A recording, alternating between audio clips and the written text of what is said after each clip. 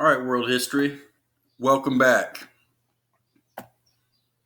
Did you miss me? I sure missed you. But let's get back to business. So, on Thursday, we read about Wilson's address to Congress when he was asking that the United States join the war effort in full. In other words, send troops. And the main reason that he pointed to for going to war being a necessity was Germany's behavior with their submarines, with their U-boats. Um, Ultimately, the loss of life, of course, created an emotional call for retribution, for payback. But ultimately, um, by his own words, it was the restriction of free trade. Um, Countries are willing to overlook misdeeds on the part of other countries until those misdeeds start hurting their pocketbooks. So, anyway, we sent the first troops over there in 1918. And we're going to kind of go through this fast because tomorrow we've got to set our sights back on Europe, and we're going to talk about the Bolshevik Revolution. So, anyway, let's keep going.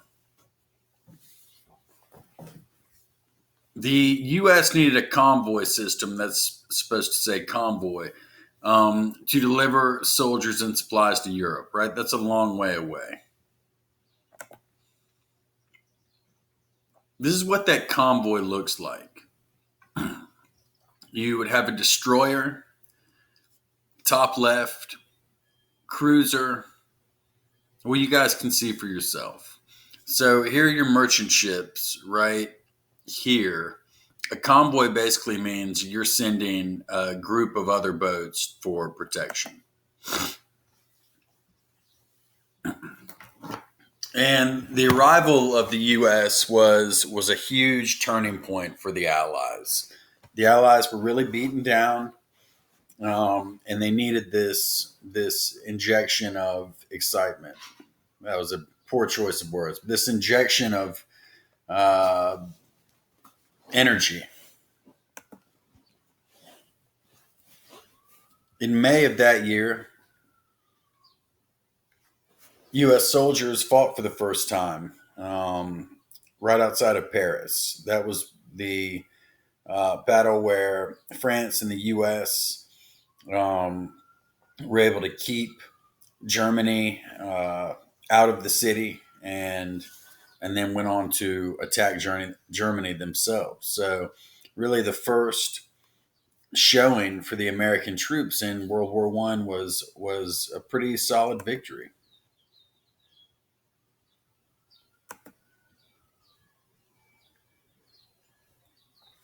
By 1918, Bulgaria, Austria-Hungary, and the Ottoman Empire surrendered. That's a large section of the Central Powers. And on November 9th, the German Kaiser Wilhelm II, and that was basically, just think of it like their king, abdicated his throne. November of that year, Germany signed an armistice with the Allies, and World War One came to an end.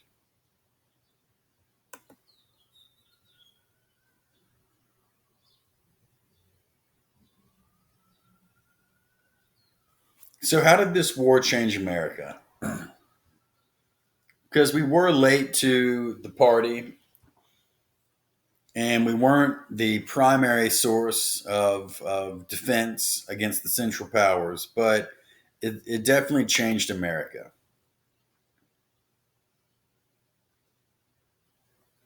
Here are the stats on casualties. We may have looked at these already. If we have, I apologize, but Austria Hungary is certainly taking the most losses in terms of percentage. The United States, see the death toll, it was real, and certainly not to diminish the importance of the soldiers that were killed, but comparatively, we came out in good shape. When we talked about on Thursday, I believe, this concept of total war being where every element of society is geared towards boosting and supporting the war effort. And remember, part of that total war involved bringing women into factory jobs because a lot of men were fighting abroad. So they needed to A, create supplies, and B, they needed workers to work in those factories making those supplies. So women start to enter the workforce in bigger numbers. Accelerated America's emergence as the world's greatest industrial power, contributed to the movement of African Americans to northern cities, right? Because there were all these factory jobs open there suddenly. Um, Work opportunities were incredibly limited in the South for African Americans. So there was like a mass exodus. Intensified anti immigrant and anti radical sentiments among mainstream Americans. We're going to talking about an era or an episode, a phenomenon called the Red Scare. And the Red Scare is we have kind of have two of them, but this one was like this new fear of communism, of these sentiments that as Americans, most of us would consider to be radical.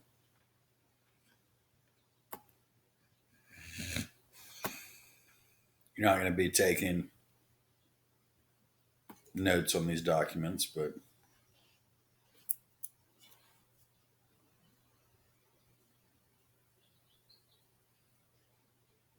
this is a woman who is clearly a suffragette, right?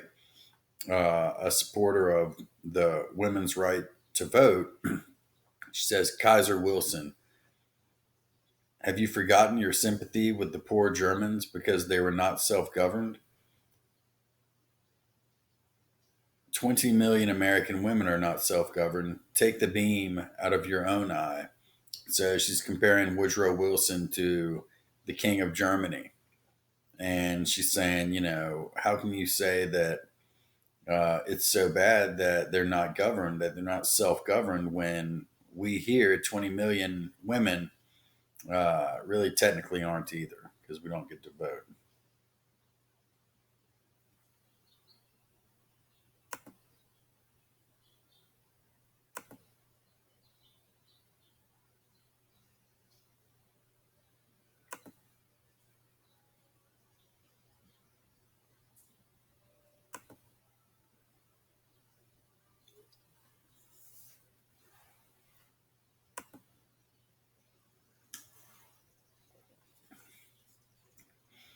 And ultimately, those efforts do pay off because with the passing of the 19th Amendment, women finally get the right to vote. And that was greatly influenced by the role that women played during this era of total war. That really raised the profile of women in the country. And again, there was, and you could argue is still a long way to go. But what about African Americans?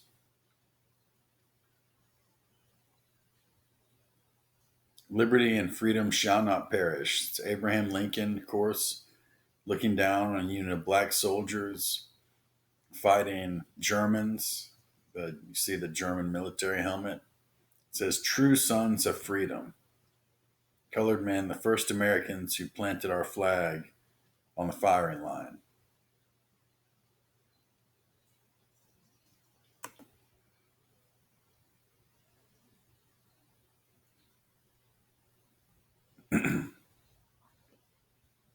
So you can see the highest concentration of black Americans was in New York and Philadelphia. Um, but mainly the point is in the North.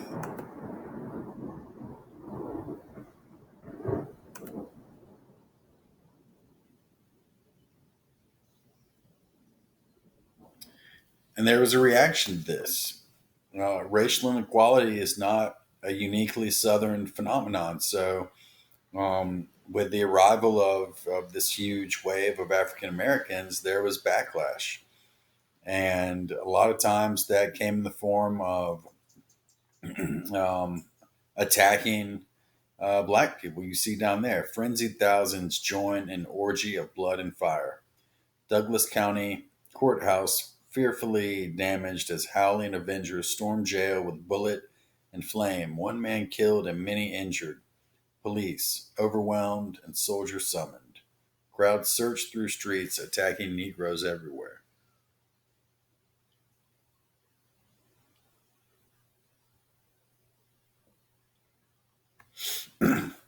So the majority of black soldiers were serving as laborers. So moving goods, moving supplies to be shipped, things like that. The ones that did fight, that did actually see combat, they fought in segregated units.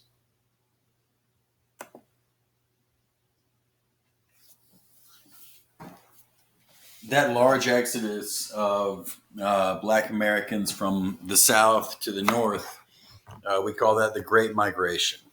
You may have heard that term before. And Northern manufacturers were all too happy, right? They even gave free railroad passes. They would give a one-way railroad ticket to Chicago, New York, Philadelphia, these manufacturing hubs.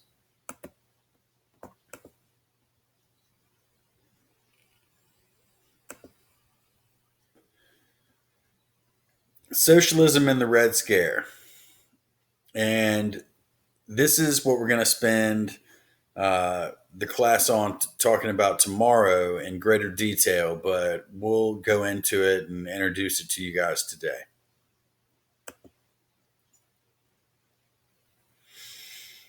Bolshevism, you see down here, this is a political cartoon, a piece of propaganda. There's like the, you know, creepy looking soldier on his hat. It says Reds. Reds refers to communist. He's got a dagger, a knife. It says Bolshevism.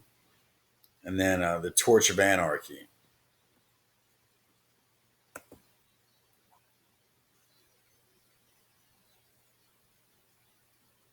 For a while, socialism, and there's a new movement of so called socialist Democrats, but for a while, the Socialist Party in the United States was like a fairly viable party.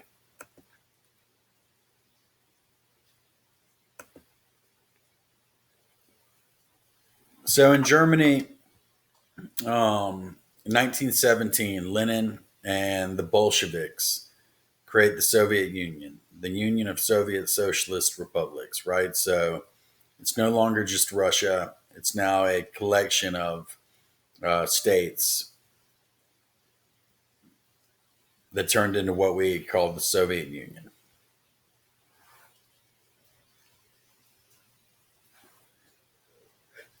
The problem for Americans and for a lot of Western Europeans was that this new republic, this new union, was going to be a communist nation.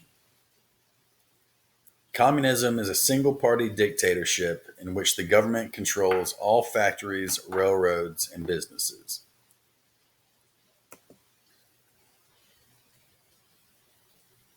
I mentioned this a few slides ago, but um, that's when we get the Red Scare. People, uh, sorry guys, Miss Ringer texted the teacher group text. You got to respond to that. Uh, there was this fear that communism was going to make its way to America and take over our society. You know what, guys? Actually, let me pause there. I want to go back.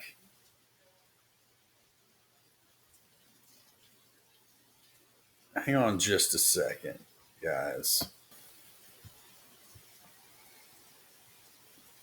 All right, before we get into too much about the Bolsheviks, let's talk more about the end of the war. So the World War I ended with the Treaty of Versailles. Why is that so important? Because most people think that, in fact, it's almost universally accepted that the Treaty of Versailles, the terms of the treaty, combined with Hitler's craziness, are that's what set the stage for World War II. And you'll see why I say that. The big four here were David Lloyd George, George Clemenceau, Woodrow Wilson, and the guy named Vittorio Orlandi.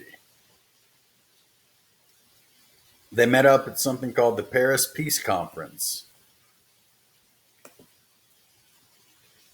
Wait a minute.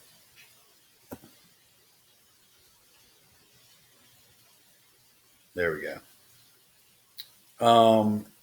Germany, Austria, Hungary were not included in the negotiations. Basically, they were negotiations saying, all right, we've defeated Germany and Austria Hungary. What are we going to do with them?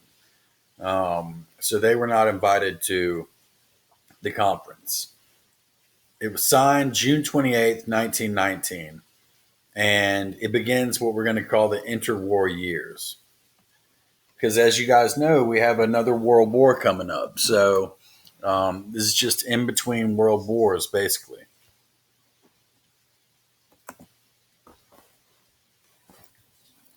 The terms of the Treaty of Versailles were very harsh towards Germany.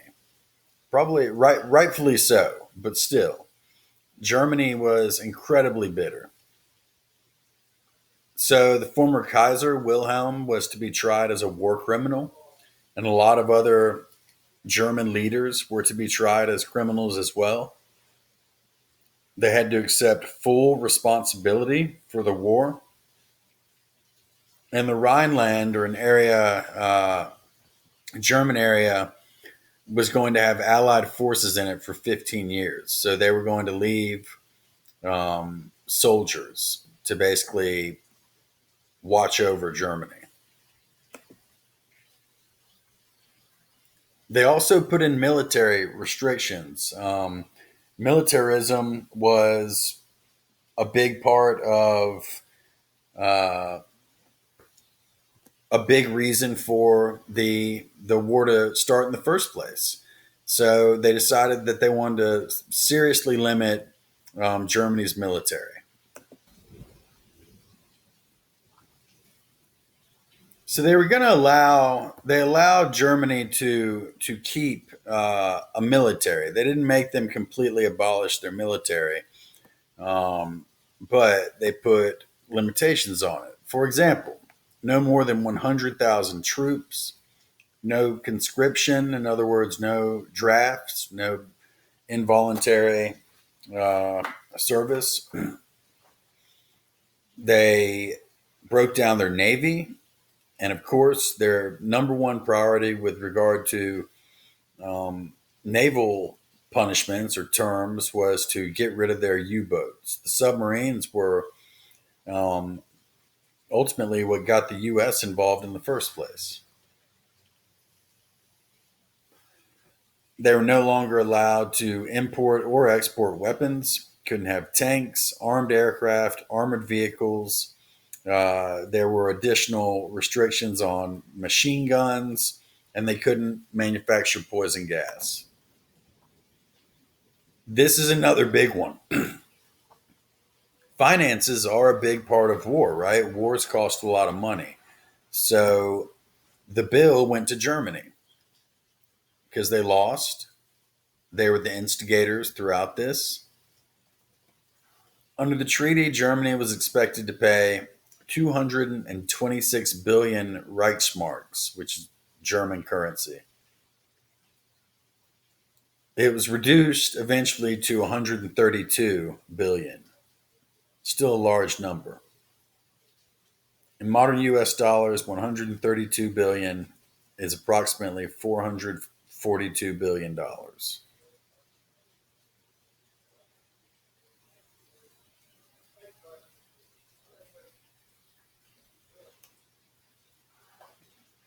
Wilson was very proud of this idea. He proposed something called the League of Nations, which would be essentially an intergovernmental organization. The goal of the League of Nations would be to establish or to maintain world peace. And when it was at its height, it had 58 members.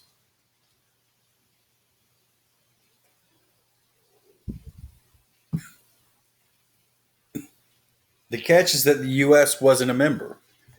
So this was largely the brainchild of Woodrow Wilson, and he couldn't get congressional approval to join it.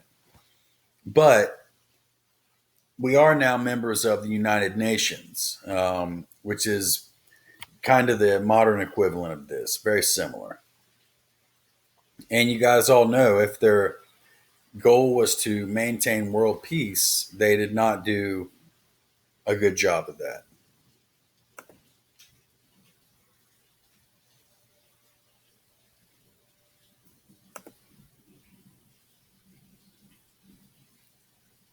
It also seriously broke up Germany, Germany's empire. It's going to create all these new sovereign nations, or it's going to give them their sovereignty back.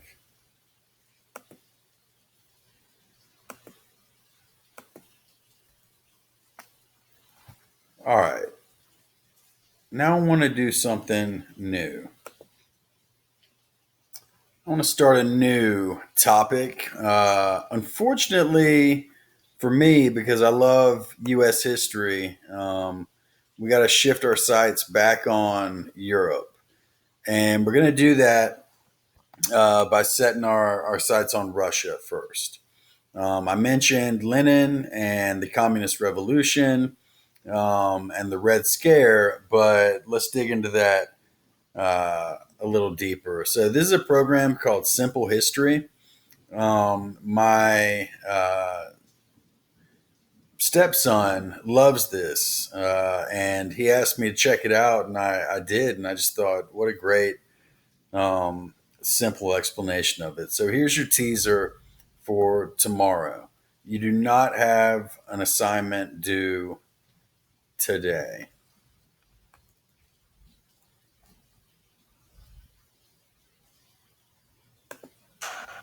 The Russian Revolution. The year is 1914. World War I had begun, and Russia was at war with Germany. The working class and the peasants make up the Russian army. However, they are not well equipped or trained for the battles to come. The year is now 1917. Millions of Russians had been either killed or wounded.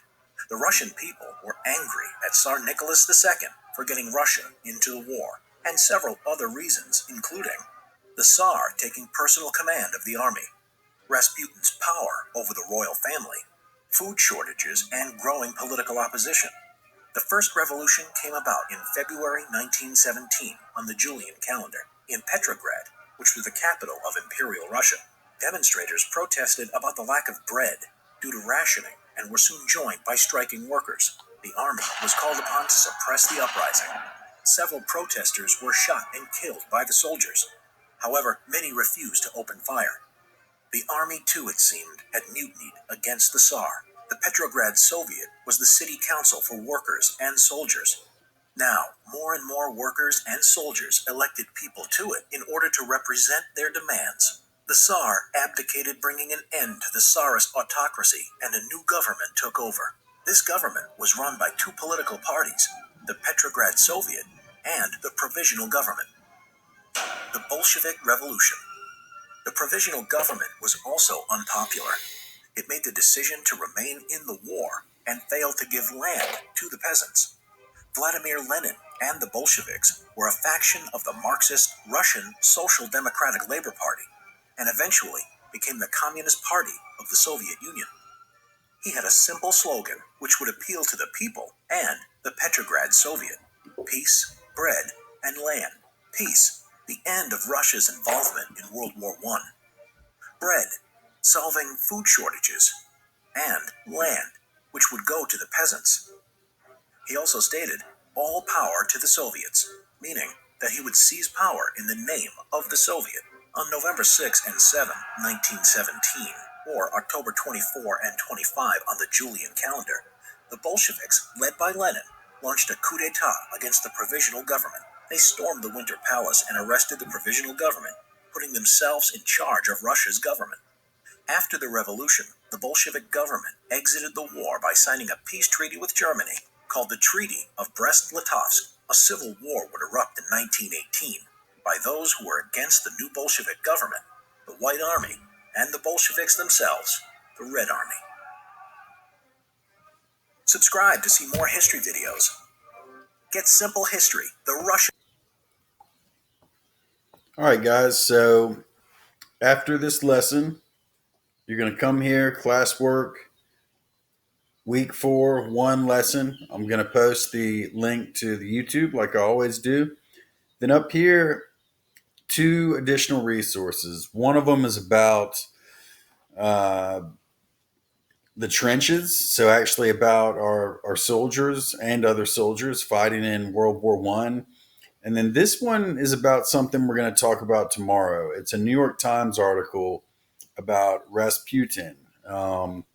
He is one of the most bizarre stories that I've come across as a history teacher. So we're going to kind of dive into the juicy details of that tomorrow. But in the meantime, hope everybody's doing well.